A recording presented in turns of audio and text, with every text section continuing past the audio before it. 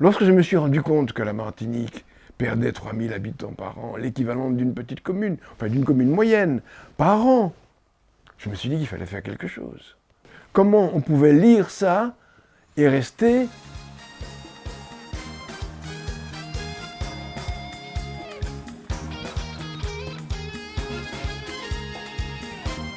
En janvier 2020 a lieu un colloque à l'UNESCO sur l'esclavage et les conditions de l'homme noir aux États-Unis. Et à cette occasion, j'apprends qu'il y a un atelier réalisé par l'UNESCO sur le futur des conséquences de l'esclavage. Alors j'ai trouvé ça quand même assez formidable.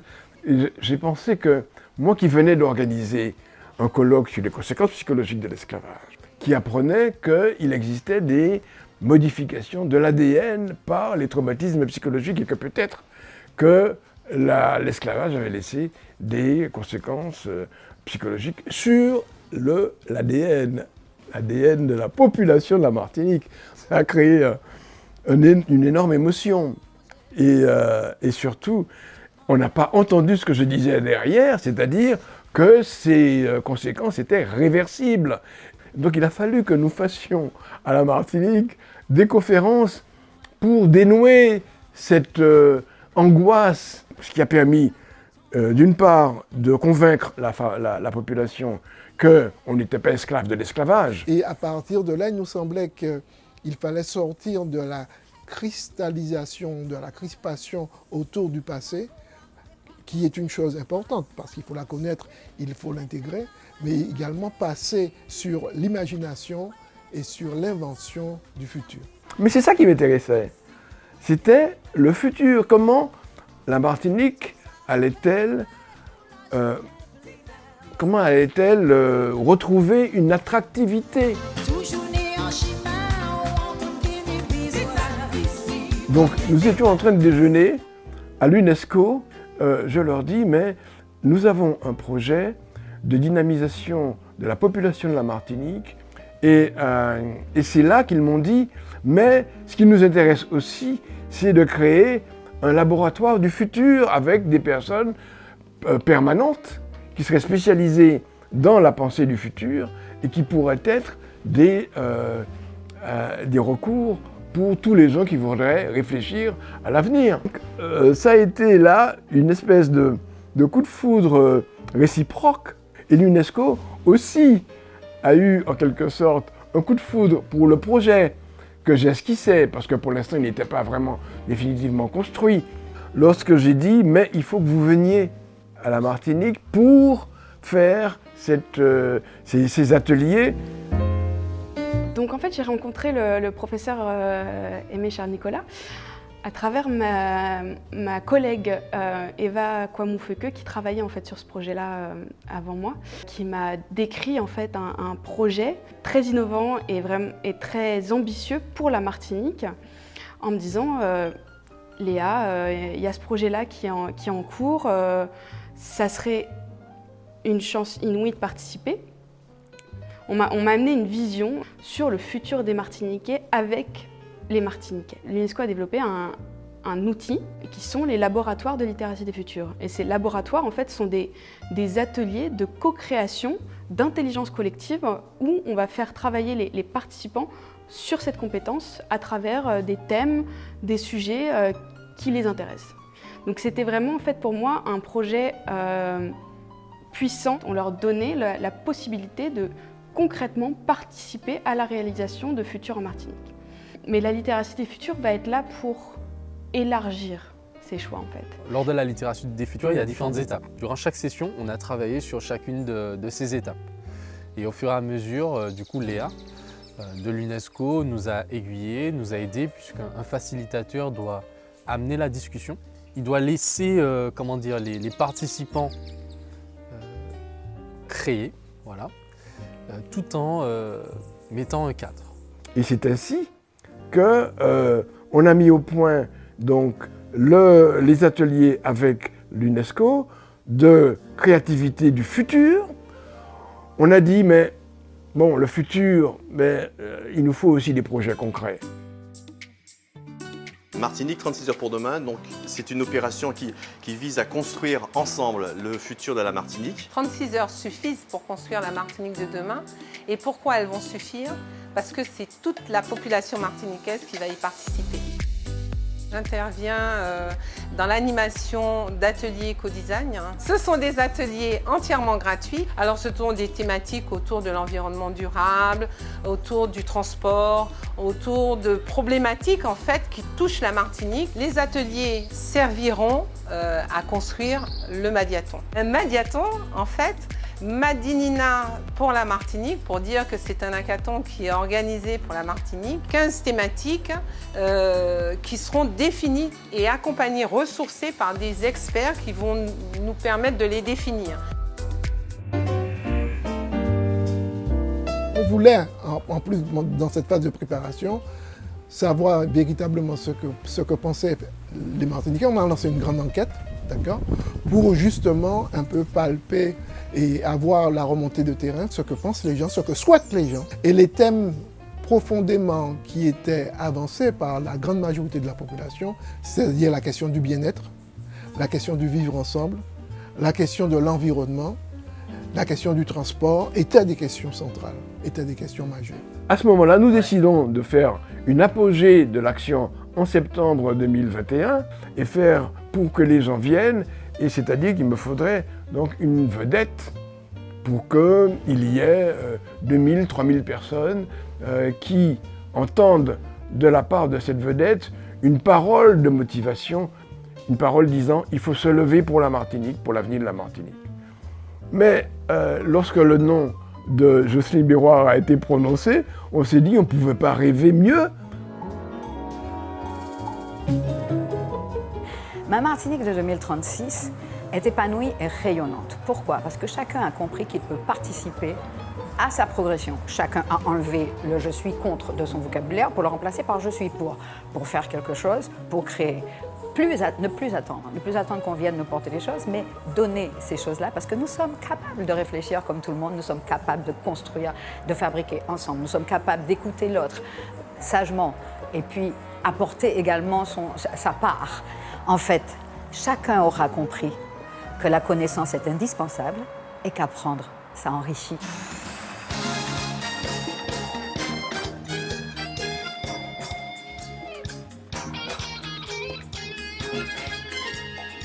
En février 2020, confinement. Tout s'arrête, mais vraiment toutes les manifestations, tout ce qu'on avait programmé, tout ce qu'on avait imaginé. On se réunit tous autour du professeur Charles Nicolas.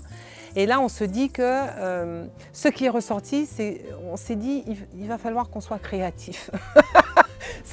C'est-à-dire qu'on demandait à la population martiniquaise d'être créative, mais pour le coup, il fallait que nous le soyons. C'est à partir de là qu'effectivement, pour pouvoir maintenir l'énergie, nous avons eu un gros travail avec les journalistes, avec la presse. Donc, notre communication a pris de l'ampleur parce que nous voulions toucher toute la population martiniquaise. Les réseaux sociaux ont été très importants, pas seulement pour la Martinique, mais également pour la diaspora. C'est-à-dire le thème était tellement porteur et peut-être également tellement porteur d'espoir qu'il y a eu une adhésion très forte. Je n'aimerais plus voir ma ville devenir triste et je souhaiterais que mon île se redynamise. Et je n'aimerais plus voir la société se détruire. Elle va prendre des risques pour l'année 2036. Donc on a fait nos programmations et la difficulté c'est qu'on passait d'une situation en présentiel à une situation virtuelle. Du coup on était à fond dans le montage de l'événement, la préparation, etc. Et c'est au même moment qu'il y a eu une flambée épidémique aux Antilles, de façon générale, en Martinique beaucoup. Bim Covid, on avait prévu le 21 septembre, bim, renvoyé. À un moment donné, on prévoit pour janvier, bim, explosion sociale en Martinique, octobre-novembre, hop là, peut-être on envisageait encore de le renvoyer. Et Nelly, c'est la première fois que je la voyais, très très crispée, elle s'est transformée en fourmi rouge. On vont. Elle dit non. Et coûte que coûte aurait eu lieu l'opération Martinique 36 heures pour demain en fin janvier 2022, quoi qu'il arrive. Alors, quand on a su la date à laquelle devait se dérouler le Madiaton, donc j'ai réuni les différents facilitateurs que j'avais formés et nous avons commencé à tester le scénario. Jusqu'à ce qu'on se rende compte, à peut-être une semaine du Madiaton, que nous étions prêts. Lorsque les 3 jours sont arrivés, les 3 jours fatidiques, lorsque le concert a lancé l'opération et qu'on a vu les gens se mettre debout pour danser, pour dire oui, pour applaudir, pour s'engager, ça a été un moment d'émotion. Et là, il y avait toutes les composantes de la population.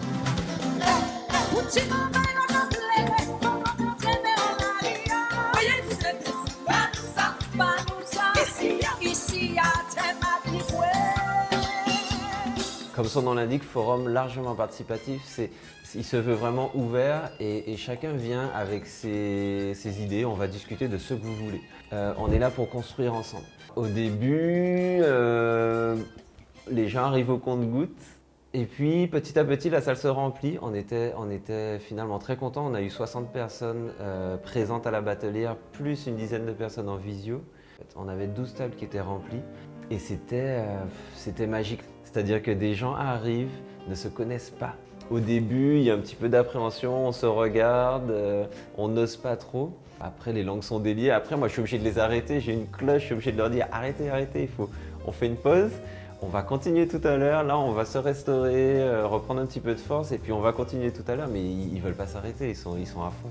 Sur 14 communes contactées, finalement, et malgré le fait qu'on était à la fin de l'année, malgré le fait qu'on avait eu le mois d'octobre et le mois de novembre difficile, on a quand même abouti à la création de 9 mots. Tous les gens étaient là, toutes les classes étaient représentées. On a eu des agriculteurs, des pêcheurs, tout le monde était là. Quand les personnes sont arrivées dans la salle, les groupes n'étaient pas constitués. Donc nous avions mis les différentes thématiques sur les tables et nous leur avons demandé de se mettre en groupe.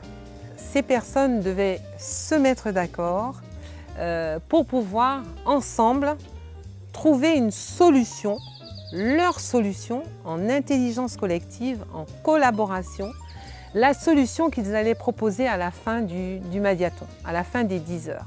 Chaque heure, ils devaient passer sur un processus qui leur permette de trouver des idées, de pouvoir garder une idée, de pouvoir analyser cette idée, la développer pour ensuite en faire un prototype. Le Madiaton, le forum largement participatif et la littératie des futurs ont produit des projets. Nous souhaitions aller au-delà de ce travail de réflexion en rendant les projets concrets. Et pour ça, nous avons créé Tremplin 36 heures. Tremplin 36 heures, c'est quoi ? Tremplin permet à des porteurs de projets qui ont déjà fait ce travail de réflexion de pouvoir être accompagnés aussi bien sur le plan financier que sur d'autres plans.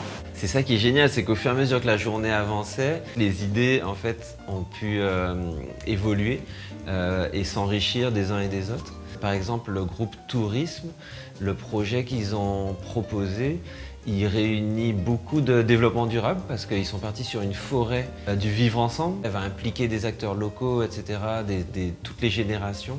Là, en 10 heures, on avait 7 projets. Et il y en a un particulièrement sur lequel j'ai été un peu attentive. L'idée, c'était de se dire qu'à la Martinique, on a une richesse. On a beaucoup d'arbres fruitiers. Là, par exemple, on a un manguier qui est plein de mangues. Et toutes les mangues vont finir à terre. Donc l'idée, ce serait de passer de maison en maison pour récupérer tous les fruits et légumes qui ne sont pas utilisés. Après l'événement, nous sommes intervenus sur deux axes. Le premier axe était de travailler avec les porteurs de projets du tremplin, de manière à pouvoir les mettre en contact avec les financeurs et également les structures en capacité de les accompagner. Et deuxième axe, nous sommes intervenus également sur le Madiaton, de manière à ce qu'il puisse faire émerger un vrai projet. On a pu bénéficier aussi de financiers spécialistes des finances publiques et des finances privées. Et donc, il y a eu ainsi des possibilités offertes aux porteurs de projets de pouvoir bénéficier de financement. Ma Martinique de demain, je serai peut-être plus là. Néanmoins, je la vois bien une petite île dans la Caraïbe, avec sa culture, son histoire et autres, et qui soit ouverte à tous.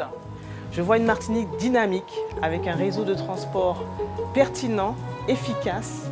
Un territoire d'autosuffisance alimentaire. Il y aura des jardins créoles, jardins partagés au bas des immeubles, où personne n'aura à tendre la main pour demander à manger. Moi, mon rêve, c'est de voir une Martinique dépolluée, pas simplement des pesticides, dépolluée de tous nos réflexes contre-productifs, de nos réflexes individualistes, égoïstes. La Martinique se valorise par son taux de bonheur brut, nous paye, en nous fait. Vive la Martinique de 2036. L'espérance est dans notre camp, à nous de le faire fructifier. Nous nous sommes donné rendez-vous dans 2 ans pour pouvoir proposer notre Madiaton. On continue, c'est-à-dire le mot des communes, c'est un tremplin. Maintenant, ce qu'on aimerait faire, c'est une caravane de forums largement participatifs. On peut dire qu'aujourd'hui, les Martiniquais réfléchissent à l'avenir de la Martinique. Ça, c'est nouveau. Et c'est dans l'opinion publique, c'est dans l'esprit, c'est dans la mentalité collective aujourd'hui que de réfléchir à l'avenir de la Martinique. Ça m'a profondément ému. Ça m'a ému.